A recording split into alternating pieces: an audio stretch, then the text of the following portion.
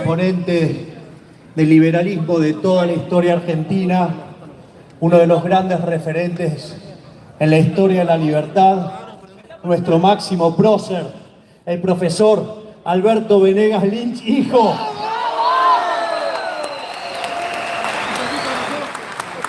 ¿Por qué digo que ya ganó?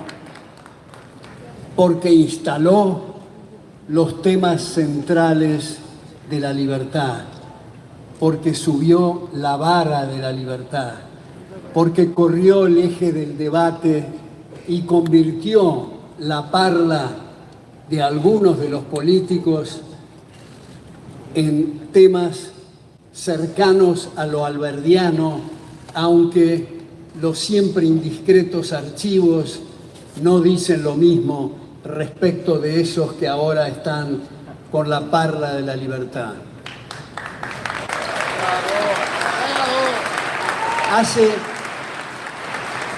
Hace 80 años que no escuchábamos un discurso de la profundidad que en el nivel político presenta Javier Milei. Muchos son los puntos, quiero resumirlos. Primero, en el homicidio en el seno materno, mal llamado aborto, en línea con lo que ha expuesto con gran claridad la Academia Nacional de Medicina en nuestro medio. Segundo, el ambientalismo, que en realidad a través de las figuras del derecho difuso y de la subjetividad plural se dice que se quiere proteger la propiedad del planeta destrozando la institución de la propiedad. En ese sentido, estimados amigos,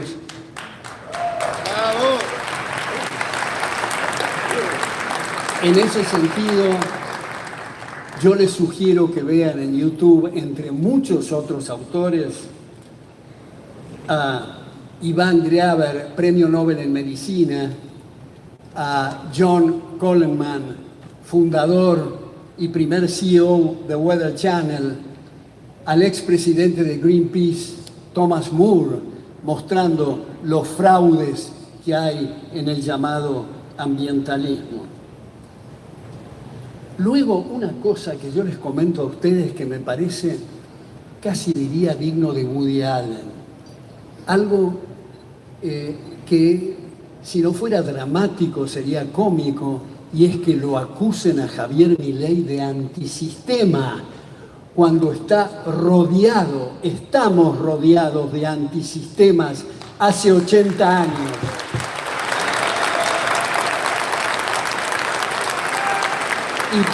Y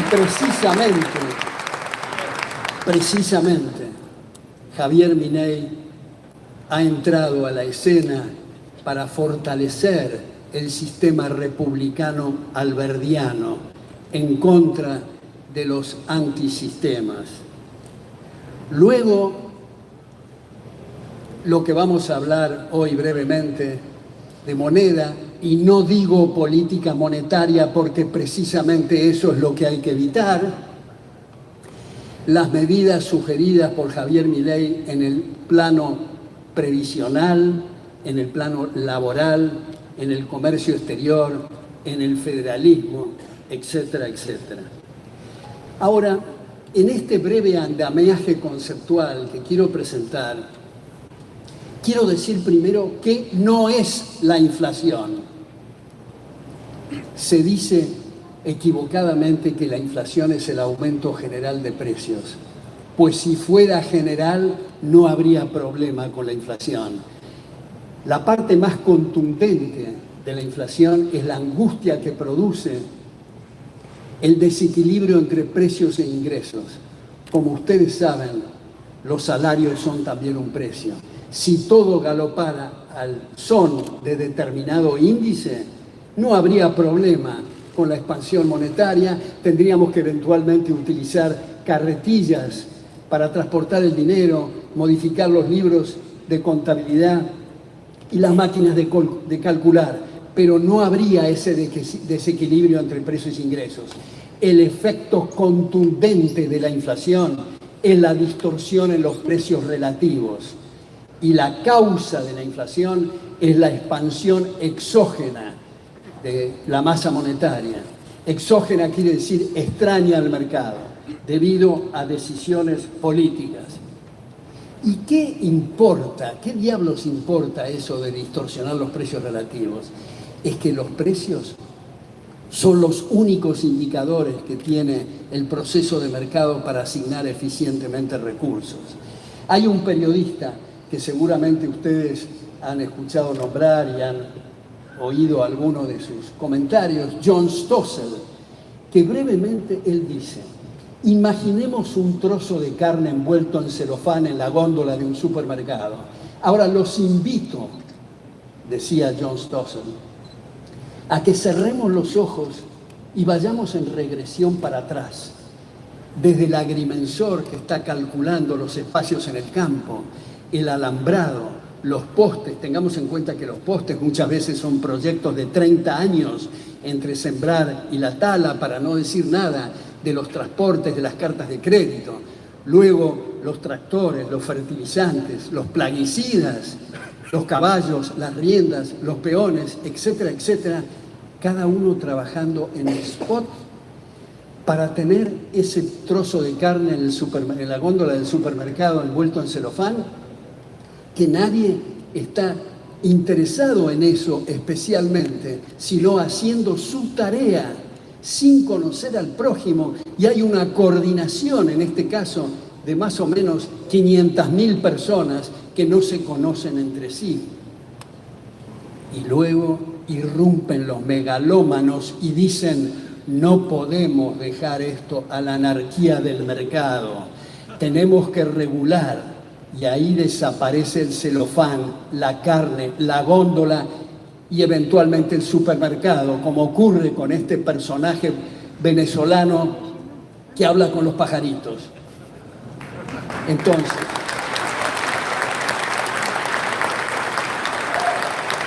vamos ahora a un tema que es el del Banco Central. Quiero subrayar, como tantas veces he machacado, que los banqueros centrales, por más que sean los más competentes del orbe y los más honestos del orbe, solo pueden proceder en uno de tres caminos: ¿a qué tasa expandir? ¿A qué tasa contraer? ¿O dejar igual la masa monetaria? Cualquiera de los tres caminos va a estar lesionando, afectando, desfigurando, degradando los precios relativos. O sea, la banca central no puede dejar de equivocarse. Y si alguien dice, como algún distraído, que la banca central sea independiente, como decía el premio Nobel en Economía Milton Friedman, pues se equivocará independientemente, puesto que no puede zafar de uno de estos tres caminos. Otro premio Nobel, Hayek, en un libro The Denationalization of Money del año 76, que bien traducido al castellano es la privatización del dinero, que luego al año siguiente, en el año 77, en una colección hecha por James Dorn y Anna Schwartz fue la que escribió con Milton Friedman Historia Monetaria de Estados Unidos, explica en esa colección llamada In Search of Stable Money que no tiene solución la enfermedad de la inflación si no volvemos a los orígenes y comprendemos la naturaleza privada del dinero, cuando era originalmente, cuando hablamos de las sedas en Persia, o del cacao en Centroamérica, o el hierro en África, o el azúcar en la India, que luego en una competencia de monedas triunfó el oro y la plata por tener más valor por unidad monetaria, ser homogéneo y ser fraccionable. Entonces, esto me parece muy importante recordarlo de Hayek y tratar de liberarnos de las pesadas telarañas mentales del espíritu conservador en el peor sentido de la expresión. No conservador en el sentido de conservar la vida, la libertad y la propiedad, sino conservador en el sentido de ser incapaces y estar anclados en el statu quo, como todos ustedes saben, la palabra o la expresión conservador, que luego tuvo otras acepciones, comenzó con la Revolución Inglesa de 1688, cuando lo depusieron a Jacobo II, Guillermo de Orange y María Estuardo. Ahora, yo confieso, es más o menos íntimo esto, que me produce un orgasmo intelectual este asunto del Banco Central,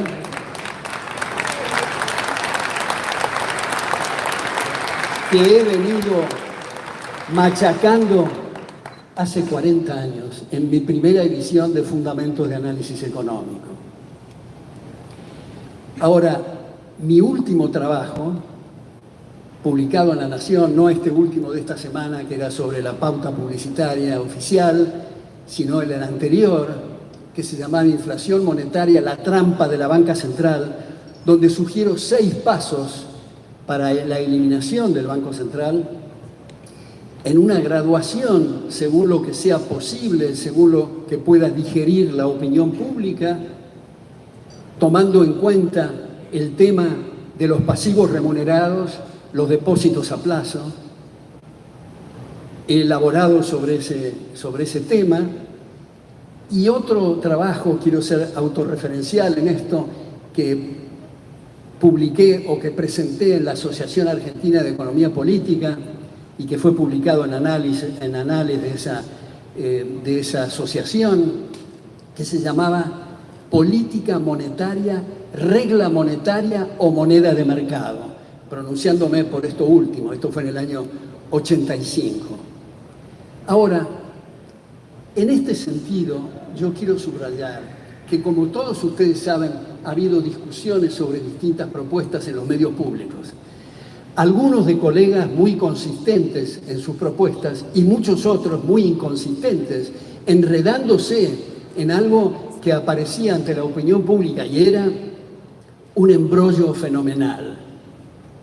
Entonces, el punto es comprender que hay distintos canales, distintos medios para lograr ese objetivo del Banco Central. Como he dicho ad nauseam, los liberales no somos una manada, detestamos el pensamiento único, de manera que hay distintas formas de presentarlo. Solo me parece clave subrayar lo de la competencia de monedas, que la gente sea la que elija cuál es la moneda. Y tengamos en cuenta que hay cierta dificultad o ciertos nubarrones con el dólar. Recordemos que para la creación de la Reserva Federal hubo que hacer una enmienda constitucional en Estados Unidos en 1913 que se llamó la Revolución del año 13. De manera que, como ha dicho Javier Milei muchas veces, podemos tener conjeturas respecto del dólar porque es más familiar en el caso argentino, pero en última instancia, quiero poner esto en negritas y subrayarlo, cuando los banqueros dejen de ser sucursales del Banco Central y sean instituciones independientes, porque hoy, como se sabe, ni siquiera hay tiempo para resoluciones escritas del Banco Central, sino son resoluciones telefónicas por todos los disloques y los problemas que ocurren en la banca central, con feriados bancarios, corridas, etc.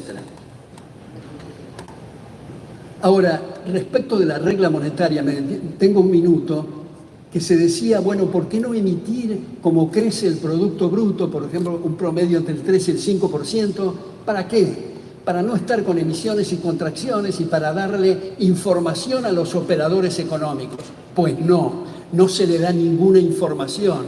Si fuera eso, se está suponiendo que los precios crecen uniformemente, que hay un aumento general de precios. Si es una distorsión en los precios relativos, yo soy productor de determinado bien, no tengo la menor idea qué va a suceder con mis precios, precisamente por la distorsión en los precios relativos. Además, si no hubiera habido esa expansión y crece el Producto Bruto, quiere decir que manteniendo los demás factores constantes, los precios van a bajar, van a aumentar las exportaciones, van a disminuir las importaciones y una serie de cosas que no ocurren debido a ese tema de la regla monetaria. Ahora, yo les digo a ustedes, pensemos juntos, ¿no les parece a ustedes un tanto ridículo que haya gente grande, que se dice estudiosa, que habla de la soberanía monetaria? ¿No les parece eso una sandez mayúscula? ¿No es lo mismo que la soberanía de la zanahoria?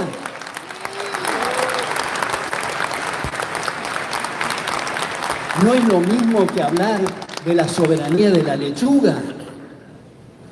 Me parece que hay que repasar lo que ha dicho Gary Becker, lo que ha dicho James Buchanan, otros 2 premios Nobel de Economía, además de Hayek y Friedman, en este tema.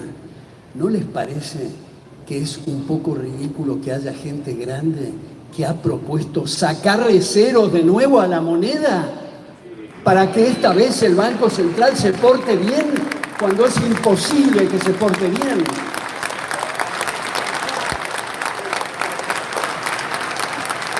Me parece que es importante dejar de lado a esta altura del partido lo de las expectativas inflacionarias, porque por más que determinada persona tenga expectativas que los precios van a subir, si eso no está convalidado por expansión monetaria, se da de bruces contra la pared, o no vende nada o tiene que bajar los precios.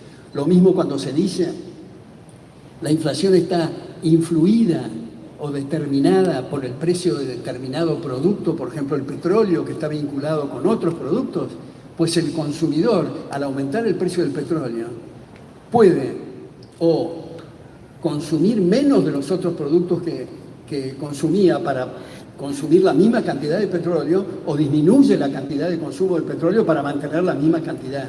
Y lo mismo cuando se dice inflación importada, es no tener la menor idea de cuál es el rol del tipo de cambio. En este contexto es importante también el debate, y no es el momento de hacerlo, entre sistemas bancarios, free banking y reserva total. Digo free banking y no la expresión castellana de banca libre, porque tiene otra acepción de entrada y salida libre en el sistema bancario. En todo caso, free banking, reserva total, frente a la reserva friccional y a la producción secundaria de dinero debido a causas exógenas, que es el sistema que estamos viviendo. James Buchanan decía, hace 50 años que vienen debatiendo los economistas entre free banking y reserva total, y promete otros 50 años más. Pero en todo caso, los dos están de acuerdo en la liquidación de la banca central y la eliminación del sistema de reserva fraccional. En este contexto se habla que estas ideas que estamos exponiendo son de derecha o son de izquierda o son de centro.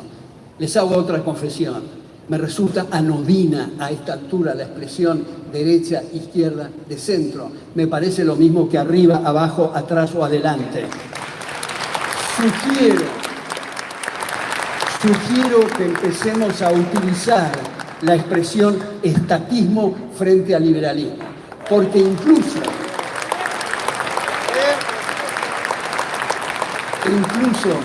hay gente que usa la expresión populismo para ocultar o disfrazar la verdadera naturaleza del problema, que es el estatismo. Y esto está enancado con el concepto de clase social. Yo los invito a ustedes a que dejemos de lado esa expresión marxista de clase social, porque Marx, partiendo de una premisa equivocada, tenía razón en el silogismo si decía que el burgués tenía una estructura lógica distinta del proletario, llamado polilogismo. Nunca ningún marxista explicó en qué consiste esa diferencia lógica fuera de la estructura aristotélica. Nadie explicó qué le pasa en la cabeza a un proletario que se gana la lotería, o qué le pasa al hijo de una burguesa y una proletaria. Y los nazis tomaron eso, finalmente, para el ario y el judío, después de sus clasificaciones. Por eso tenían que rapar y tatuar a sus víctimas para distinguirlas de sus victimarios. Ahora, cuando le preguntamos a alguien, ¿pero por qué estás usando la expresión clase social? No, yo me refiero a ingresos. Decí eso, Gil. Habla de ingresos altos, ingresos medios o ingresos bajos, pero no clase social.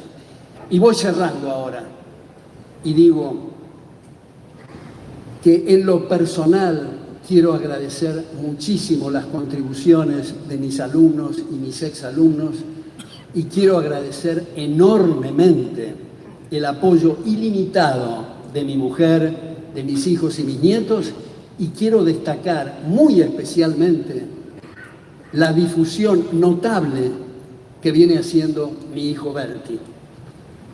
Quiero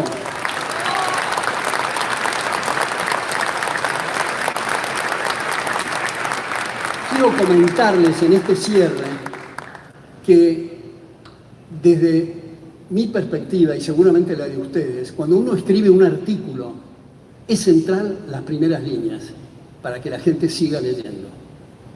Cuando uno escribe un ensayo, es central cómo se fabrica el abstract para que se vea el contenido. Cuando uno escribe un libro, es esencial cómo está explicado el índice. Cuando uno está por Zoom, está liquidado, porque desde el momento 1 hasta el final, cualquiera se puede desconectar, así que hay que estar sentado en la punta de la silla. Y cuando uno hace algo presencial, como es este caso, es clave el remate o el cierre.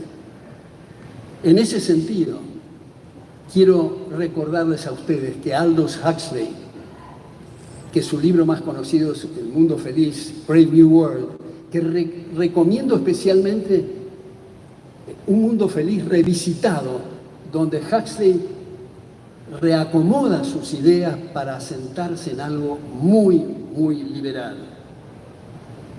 Y quiero cerrar con una frase de Huxley que a mí me ha hecho vibrar y entiendo que a ustedes también lo va a hacer vibrar.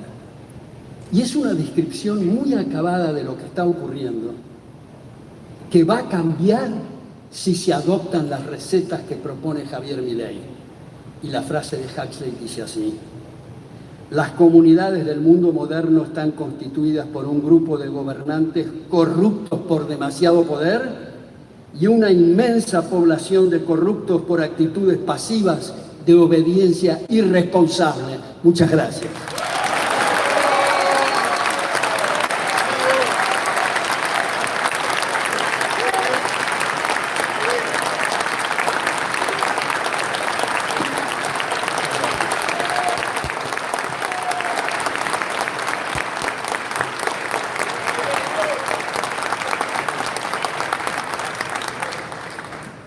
Bueno, muchas gracias, Alberto, por estar aquí.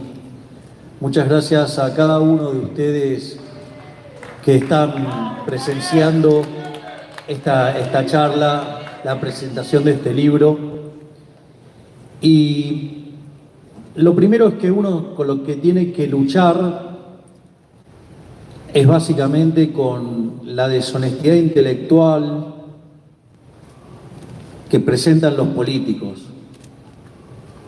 de tomar las propuestas que uno hace y fraccionarlas, criticarlos por la parte que ellos fraccionaron, mentiras directas y muchas veces la complicidad de distintos grupos. Porque hay que tener en cuenta que la casta no son solamente los políticos corruptos. La casta también son los empresarios prebendarios, es decir, los empresarios, también son los sindicalistas tranza, son los micrófonos ensobrados, ¿sí?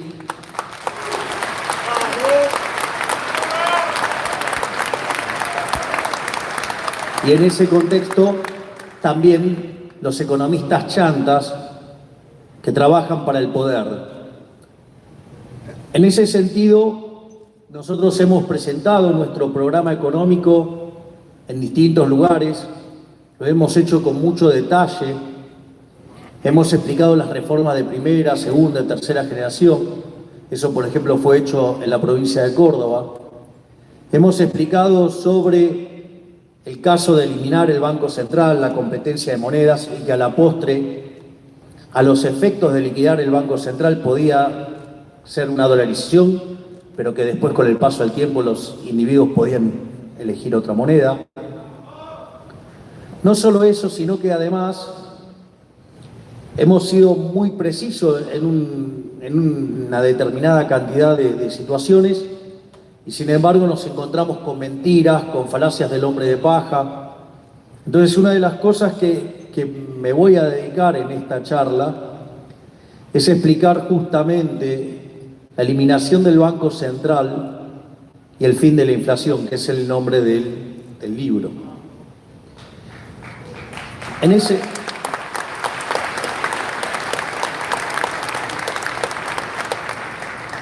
ese sentido, básicamente lo primero que tendríamos que hacer es a la Friedman, ¿no? Primero los datos. Y si nosotros tomamos el periodo de la caja de conversión, perdón, desde 1880 hasta 1935, es el momento en el que se crea el Banco Central, la inflación promedio en ese periodo fue el 0,9% anual.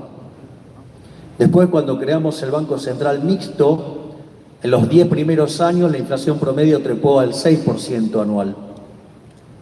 Después, en 1946, lo nacionalizamos y la inflación promedio anual hasta el año 1991, momento en el cual ocurre básicamente el repudio de la moneda tras 2 hiperinflaciones, la inflación promedio fue del 250% anual.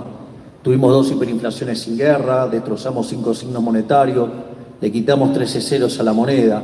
Es decir, que ya venimos de aplicar esa receta de quitarle ceros a la moneda y no funcionó. Pero al margen de eso, cuando se produce el repudio total de la moneda y vamos a la convertibilidad, ahí básicamente la inflación promedio durante la convertibilidad fue de 9% y se concentró básicamente en el primer año y medio. O sea, desde abril del año 91 hasta enero de 1993, momento en el cual Argentina pasa a ser el país con menos inflación del mundo. Y ahí también vale la pena hacer una referencia porque el Banco Central era independiente, la regla monetaria era una regla dura. La regla monetaria era tan dura que el dinero era endógeno, determinado por la demanda de dinero. La regla era clara, todo el mundo entendía la regla. No solo eso, sino que además la regla era popular, porque además ganaba elecciones. Y no solo eso, sino que además, que es probablemente lo más importante de todo, es que la regla era muy difícil romperla porque toda la estructura contractual de la economía estaba determinada en función de la regla. Sin embargo, cuando los políticos ladrones no tenían más acceso al financiamiento, ¿qué hicieron? Fueron y rompieron la regla monetaria y empezaron a emitir de nuevo. Y nos dijeron que esta vez iba a ser diferente. Y la inflación de los primeros 4 años del régimen K estuvo cerca del 10%. En los segundos 4 años del régimen K trepó al 20%. Luego, en el tercer periodo K trepó al 30%. Con Macri trepó al 40%. Hoy la tasa de inflación viene viajando al 150% anual. Por lo tanto, no fue diferente, fue igual que siempre. Ustedes no le pueden dar la navaja al mono, los va a matar. Ustedes no le pueden dar un revólver cargado a su potencial asesino, porque los va a asesinar. Si ustedes le dejan el Banco Central a los políticos chorros de la Argentina, los van a afanar como lo vienen haciendo desde 1935.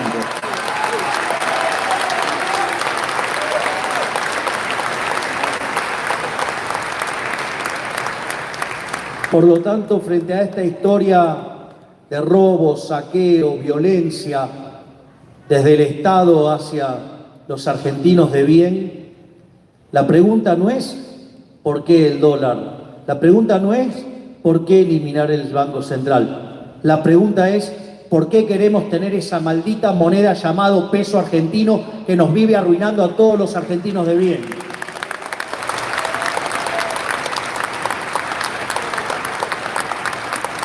Y en ese sentido, yo les diría que como respuesta a estos delincuentes, tenemos por lo menos 4 argumentos.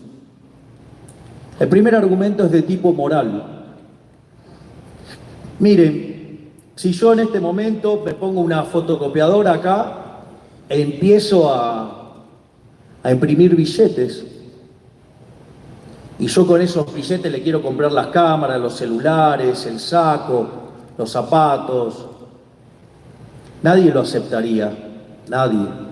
¿Por qué? Porque sería una estafa, una falsificación, una estafa. Y eso es lo que hace todo el tiempo el Banco Central cuando emite para financiar al fisco. O sea, es una verdadera estafa, es un robo. Entonces la pregunta es moral, y no hay una cuestión de relativismo moral, bueno, sí, para un radical obviamente, digamos que son campeones del robo, igual que la coalición cínica y las palomitas tibias de PRO. Pero la realidad de los otros no hablo porque es casi una obviedad, nombrarlos es sinónimo de hablar de chorros. Pero al margen de eso,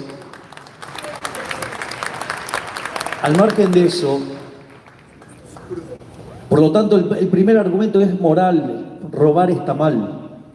Es decir, tienen que entender que robar está mal. Y el Banco Central es un mecanismo por el cual los políticos le roban a los argentinos de bien.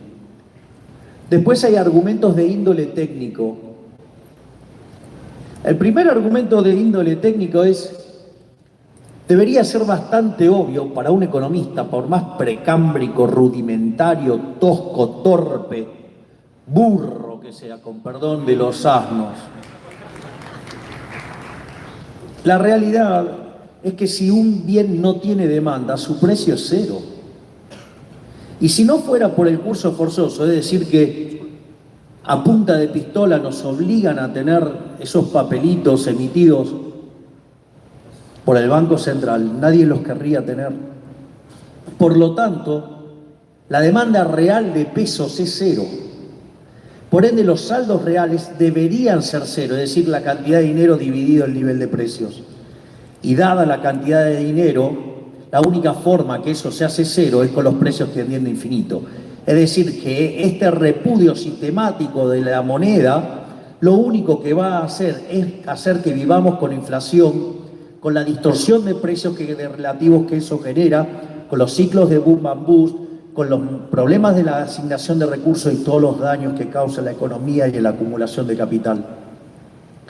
Por lo tanto, digamos, se hace una quimera seguir intentando tratar de imponer un producto que nadie quiere.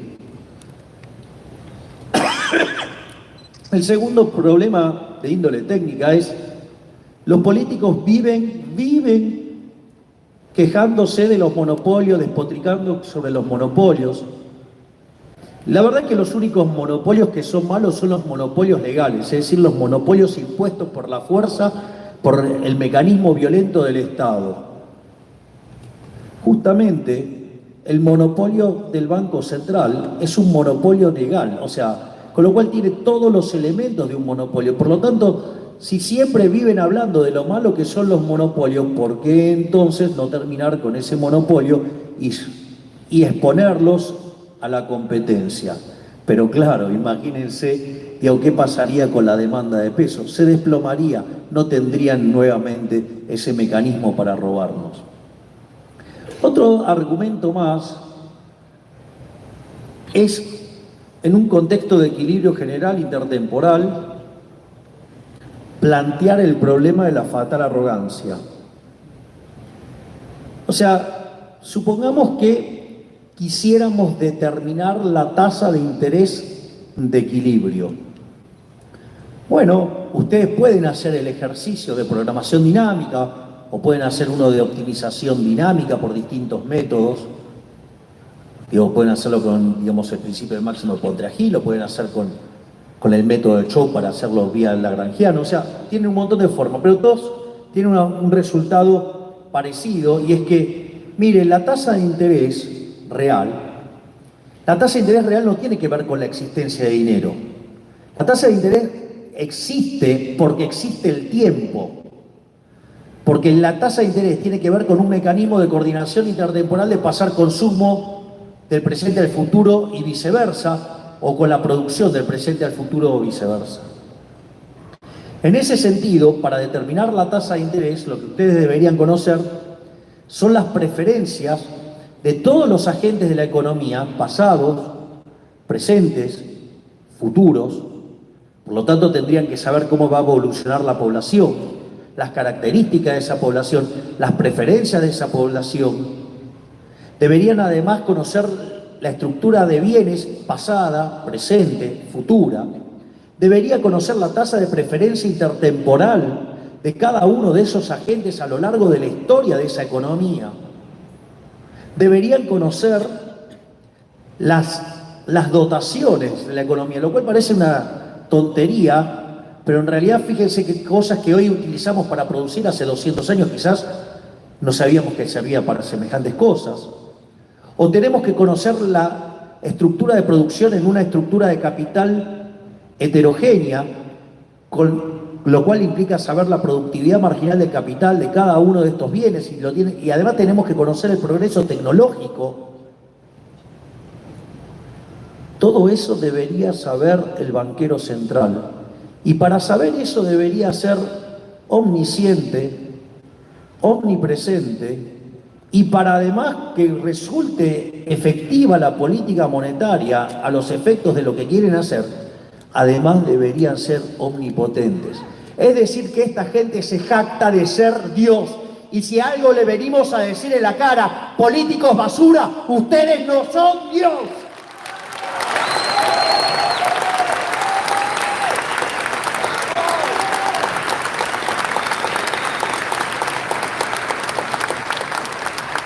Por otra parte, si lo miramos en el plano legal, o sea, si ustedes miran el plano legal, es muy interesante, porque el Banco Central va e imprime billetes. Ahora, si ustedes lo hicieran, ustedes irían presos. ¿Se dan cuenta que algo puede ser legal, pero eso no lo hace legítimo? Y el Banco Central, justamente, puede ser legal, pero no es legítimo, porque es una estafa. Una vez que uno comprende todo esto, digo, la cuestión pasa por una cuestión instrumental de cómo se hace la dolarización, que básicamente tiene que ver con la liquidación del Banco Central. No necesariamente usar el dólar, podríamos usar el dólar, la libra esterlina, digamos el yen, el oro, la plata, lo que se le dé la gana a la gente. A mí me da lo mismo, o sea, eso me es absolutamente indiferente. Es un problema para liquidar el Banco Central. Pero supongamos que a la luz de la historia de Argentina lo liquidamos en dólares, porque es más fácil, porque estamos todos acostumbrados a usar el dólar. Ahí hay varias propuestas. Las propuestas, ustedes tienen la propuesta del profesor Carlos Rodríguez, que probablemente junto al profesor Alberto Venegas Lynch, con Guillermo Calvo, con Miguel Sigrowski y Julio Hipólito Guillermo Olivera sean los nombres más destacados del análisis económico de toda la historia argentina. Al mismo tiempo tienen la propuesta de Adrián Rabier, la propuesta de Emilio Campo y Nicolás Kachanowski, tienen la propuesta también de Alfredo Romano, la propuesta, no me quiero olvidar de la de Jorge Ávila, o la propia propuesta que hicimos nosotros desde La Libertad Avanza.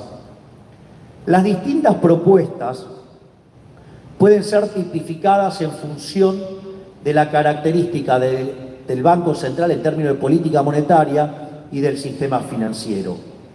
Por ejemplo, la convertibilidad era un sistema de tipo de cambio fijo, ¿sí?, con sistema de encaje fraccionario, que la calidad de 1 a 7 es el 3. Por ejemplo, Argentina, política monetaria discrecional con sistema de encaje fraccionario es 1. Los países del mundo que tienen reglas monetarias y sistema de encaje fraccionario es 2. Ecuador, por ejemplo, dolarizado con sistema de encaje fraccionario es 4. Bueno, así hasta que ustedes llegan al nivel 7, que es la propuesta que nosotros hicimos con un sistema de competencia de monedas y básicamente eliminando el sistema de encaje fraccionario e ir justamente a un modelo de free banking. Entonces, en todo ese espectro es como entran las distintas propuestas. Lo que sí también es cierto es la deshonestidad intelectual de algunos colegas o su precariedad intelectual o las dos cosas a la vez. Por ejemplo, yo recuerdo, ustedes hoy tienen entre base monetaria y pasivos remunerados del Banco Central el equivalente al tipo de cambio oficial, el equivalente a 35.000 millones de dólares. Es decir, que liquidar el Banco Central implica 35.000 millones de dólares. Entonces, por ejemplo, apareció uno muy deshonesto intelectualmente haciendo la cuenta del tipo de cambio oficial. Vamos, eso no es precio. No seamos payasos, digamos, se supone que estamos hablando entre economistas. Precio es a lo que hay. Hay una anécdota muy divertida en un libro de Juan Carlos de Pablo que dice que va una persona a comprar un jarrón y entonces le dice, ¿cuánto está ese jarrón? Le dice, bueno, este jarrón está 100.000. Dice, pero ¿cómo 100.000? Si enfrente está 20.000. Bueno, vaya, cómprelo enfrente. No queda más. Bueno, acá cuando no haya más también va a estar a 20.000. Es decir, precio es al que hay. Ustedes, o sea, al tipo de cambio oficial solamente compran los amigos del gobierno. O sea, precio es el que ustedes pueden transar, es paralelo. Cuando ustedes hacen la cuenta, no son 70.000 millones de dólares, son 35.000 millones de dólares.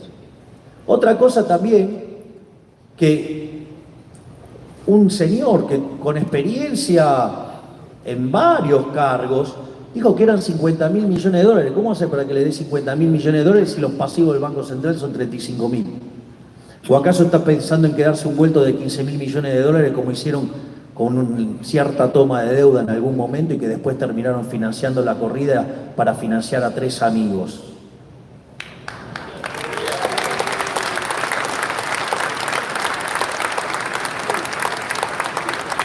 O, por ejemplo, decir que esto implica un plan Borex, o sea, son todas mentiras. A ver, ustedes tienen que rescatar la base monetaria y ustedes tienen que rescatar las letras. La base monetaria son 11.000 millones de dólares. El caso de las letras son 24.000 millones de dólares. Y ustedes del lado del activo del Banco Central tienen las reservas internacionales netas que a los efectos, les diría que a los efectos de hacer una dolarización, ustedes no tendrían que utilizar la terminología del Fondo Monetario Internacional.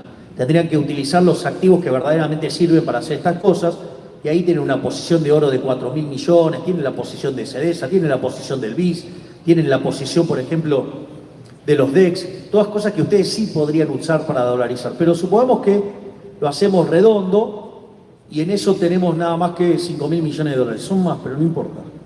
Es decir, que nos quedaría por rescatar 30.000 millones de dólares. El Banco Central, les cuento que el máximo acreedor del Estado Nacional es el Banco Central. De los 400.000 millones de dólares que debe el gobierno nacional, 75.000 se los debe al Banco Central. Bueno, esto es muy interesante, porque cuando ustedes hacen el cómputo de la solvencia intertemporal y los precios de los bonos y demás, no hacen la limpieza del sistema previsional, no hacen la limpieza del Banco Central, no hacen la limpieza de todos esos instrumentos. Porque de hecho, si lo hicieran, esos activos valdrían cero, por ende, el tipo, digamos, o sea, la moneda valdría cero y, por ejemplo, ustedes tendrían una hiperinflación porque no tendrían esos pasivos un correlato en los activos. Entonces, para desenmascarar a otro delincuente que decía, no, cuando le dijimos que en realidad el tipo de cambio era el paralelo, dijo, no, bueno, pero entonces los que están en el activo no vale nada. No, lo que están en el activo vale. Esos 75.000 millones de dólares a los precios de mercado hoy equivaldrían a 25.000 millones de dólares. Es decir, que con 5.000 millones de dólares sería posible dolarizar. Pero no solo eso, hay algo más interesante. ¿A cuánto cotizaban los bonos de Sri Lanka en el momento que defoltea y que se da una crisis política donde la gente se metía en la casa de gobierno y todos los problemas que se dieron en ese momento? Es decir, cotizaban al 50%. Es decir, que si nosotros empezáramos a hacer un poquito, algo, como por ejemplo para parecernos a Sri Lanka, nuestros bonos cotizarían al 50%. Quiere decir que los activos del Banco Central, esos activos, estarían en el orden de los 40.000 millones de dólares. Entonces, la pregunta habría que preguntarle a los políticos basura, ¿a ustedes les parece muy ambicioso pretender ser como Sri Lanka? ¿O acaso son tan degenerados que nos quieren empobrecer tanto hasta convertirnos en la villa miseria más grande del mundo? Que sean sinceros y que digan lo que quieren, porque en el fondo Sí es posible hacerlo. Lo que no es posible es hacerlo con los caraduras delincuentes del Frente de Chorros y tampoco con los otros delincuentes de guante en blanco y mejores modales de Juntos por el Cargo.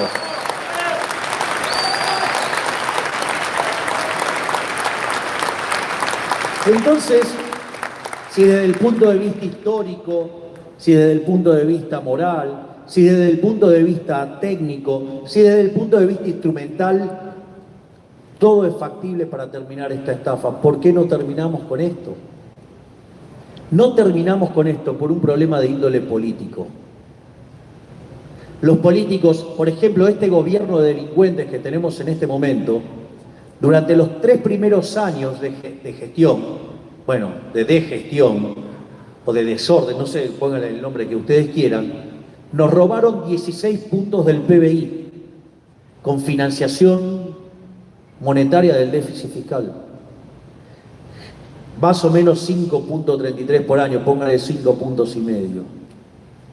Eso significa que los políticos nos están robando todos los años 30.000 millones de dólares. Ahí está el problema, muchachos. El problema es que esta manga de delincuentes de la casta política y todos sus socios de casta, ya sean los empresarios prebendarios que se benefician comprando un tipo de cambio ridículo, ¿sí? O los sindicalistas tranza, que antes hacían lío y ahora están calladitos, o los periodistas que están básicamente ensobrados, ¿sí? Y que operan en contra de todos ustedes. Y obviamente nunca podemos olvidarnos de los chantas que tienen credencial de economistas.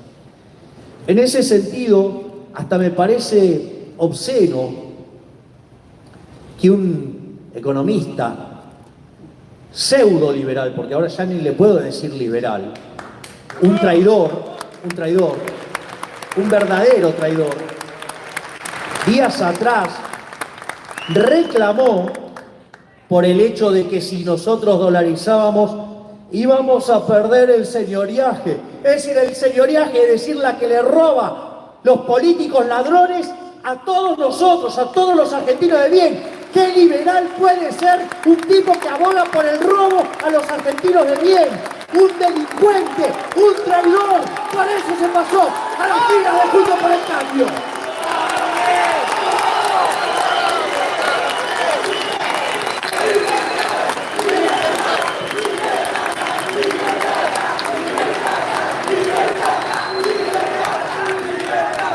Y finalmente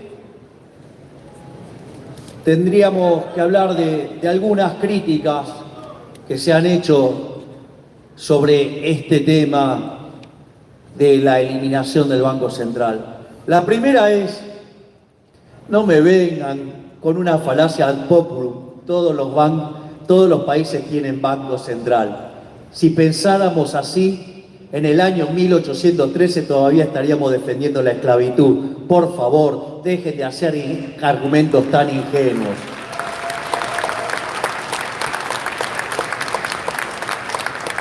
El segundo argumento, también muy divertido, los países grandes tienen Banco Central, que es una suerte de falacia de la autoridad. O sea, es otra aberración. Es decir, la realidad es que los bancos centrales se distinguen entre malos, muy malos, espantosos y el Banco Central de la República Argentina. Por lo tanto, que lo haga un país chico, grande, me da lo mismo. No solamente eso, sino que además, otra de las aberraciones fue, por ejemplo, decir que esto se parecía a la convertibilidad. No, muchachos, eso no se parece a la convertibilidad. No sean mentirosos. Lo interesante de esta reforma es que es irreversible. El chorro de Correa, Rafael Correa, cuando quiso volver al Sucre en Ecuador, lo intentó 2 veces y fracasó.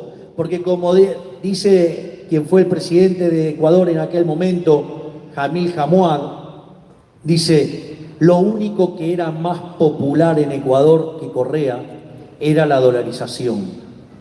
Y por eso no pudo quitarla.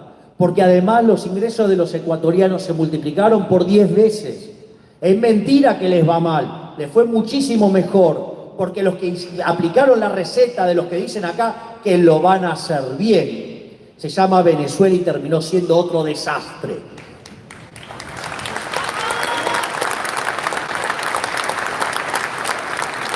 Y los problemas que tiene Ecuador no son por el problema monetario. Los problemas que tiene Ecuador derivan del desparpajo que es la política fiscal.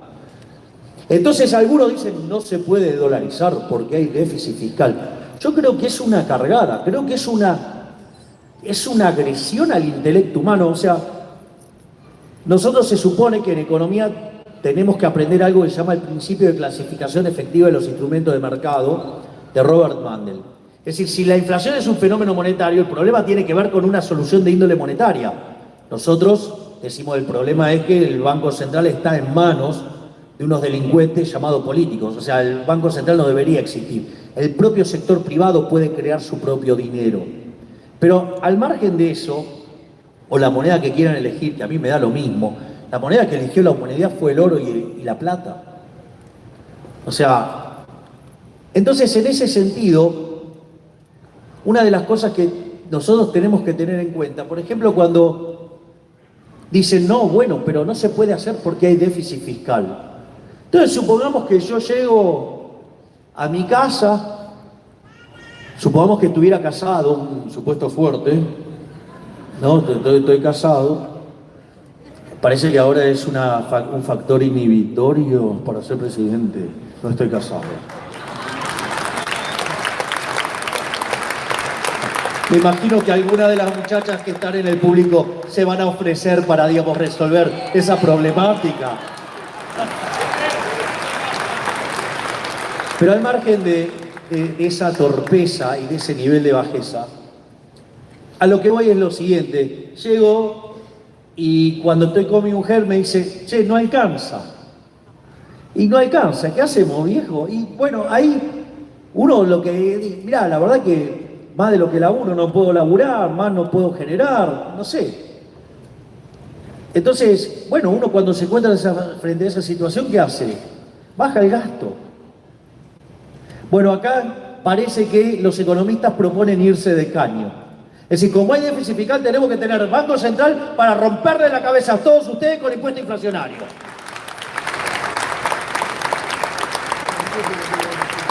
Ok. Entonces, gracias, jefe. Es que me está diciendo que se está agotando el tiempo. Entonces, el otro argumento en contra, que también a mí me parece verdaderamente irritante, ponen cara de serio y dicen, no, lo que pasa es que si el país recibe un shock externo negativo, entonces eso pega y tiene un impacto negativo sobre la demanda y eso genera una tendencia a la deflación, que si los precios no ajustan, entonces genera una recesión y eso genera desempleo. Bullshit. Miren, una de las cosas que a mí me sorprende es de los economistas la poca formación que tienen en finanzas, y esto es un caso típico de ignorancia de los economistas. Es más, hay algunos que pretenden decir que son los que más saben de moneda, por poco, en todo el universo, y tampoco saben de finanzas. Y en ese contexto, la pregunta es, si una empresa estuviera tan preocupada por el problema de que si los precios suben o bajan y lo que fuera, ¿acaso ustedes creen que una empresa y su director financiero no saben lo que es un futuro? ¿No saben lo que es una opción? ¿Ustedes creen que no saben qué es un derivado? ¿Por qué tenemos que importar? ¿Por qué tenemos que permitir que el límite mental de los políticos Neandertal y sus cómplices economistas chorros nos digan que no podemos hacerlo? ¿Por qué si yo estuviera en el sector petrolero no puedo hacer transacciones en WTI? Si yo estoy en el sector del gas, ¿por qué no los puedo hacer en BTU? ¿Por qué no lo puedo hacer en el precio que se me da la gana y puedo tener todas las coberturas que se me dé la gana? ¿Quiénes son estos burros para venir a decir qué tenemos que hacer nosotros en cada una de nuestras empresas?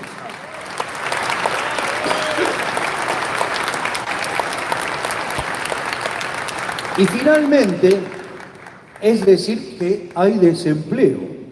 Miren, si hay desempleo, el desempleo existe porque existe rigidez en el mercado laboral.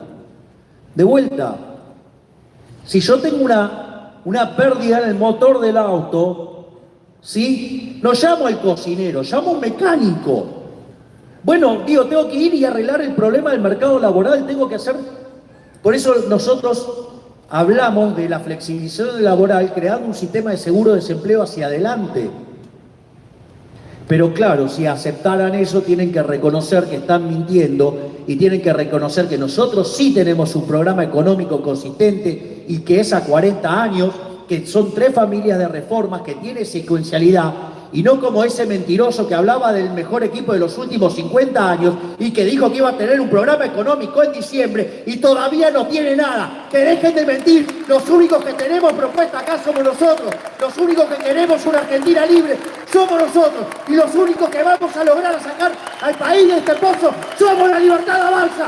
¡Viva la libertad, carajo!